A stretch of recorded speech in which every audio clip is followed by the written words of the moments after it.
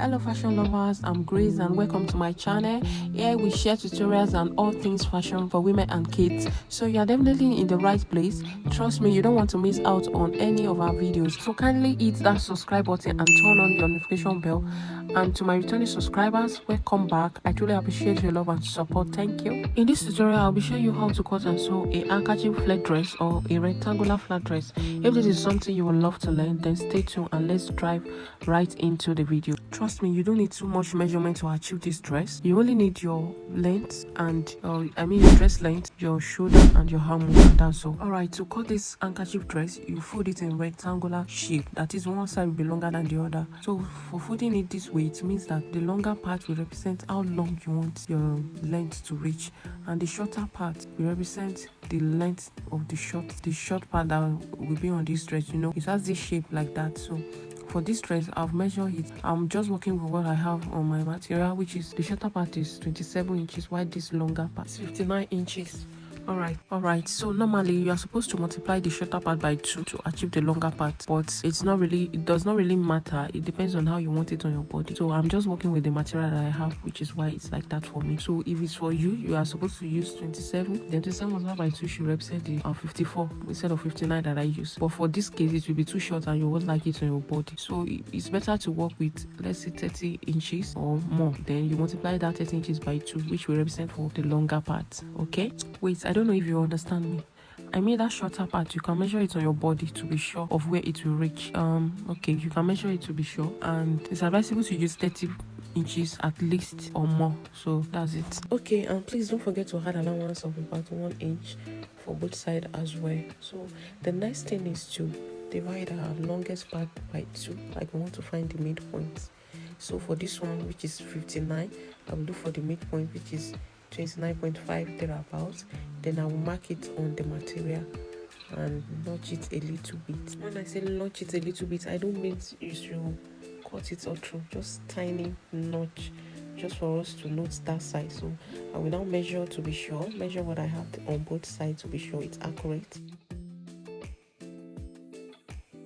Okay, so at the center that we notch, we measure 9 inches on both sides, like to the right and also to the left, and we'll mark it and notch it a tiny notch as well. That will just represent our armhole side, like our back to armhole. Alright, so this means we've notched 3 parts. Okay, I will explain it again. We notch firstly the midpoint, which is we divide it by 2, then we mark the midpoint, then we notch. Also from the midpoint, we measure 9 inches on both sides to the right and left. So that's the 3 notches that we have. Okay, the next thing is to include our back measurement. So from this center point as well, we will mark our back measurement divided by 2. So if your back measurement is 16 divided by 2 makes it 8. So that 8 divided by 2 makes 4. So from the center, we measure 4 to the right and 4 to the left and mark it as well. And we will also notch it. Yes, we notch it again, a tiny notch. We will notch it. Okay, so I just pray you don't mix up those notches. But if you know your measurement and the center, you can navigate your measurement from there. Okay, the next thing is to cut it into 2. But before we do that, we need to note the areas that we will be stitching. Alright, so after cutting into 2, we have to stitch from that 9 inches that we first measure from the center. We stitch it down by ½ inch on both sides. Then the 4 inches that we mark, which represent our back, that place we place our strap. So you have to cut strap now. So we cut strap of about, let's say 1.5. Then we stitch it down inside and out. We turn it, then we will attach it to the 4 inches that we notch. So that's it. So you can stitch it by folding it into 2 like this, which represents 1 inch already. Like I fold 2 inches into 2, which is 4 and 2 inches. Just work with the measurement of strap that you want. If you want it tiny or wide, just work with the measurement you want. Then you cut the length, enough length that you can tie to make any style that you want on your shoulder.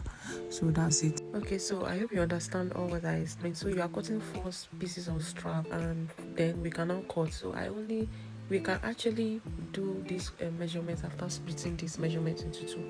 But then I need to explain what we are doing, so which is why I notched those places. Then now I will now cut it into two to separate them. Alright, bringing it closer to you, can you see what I've done?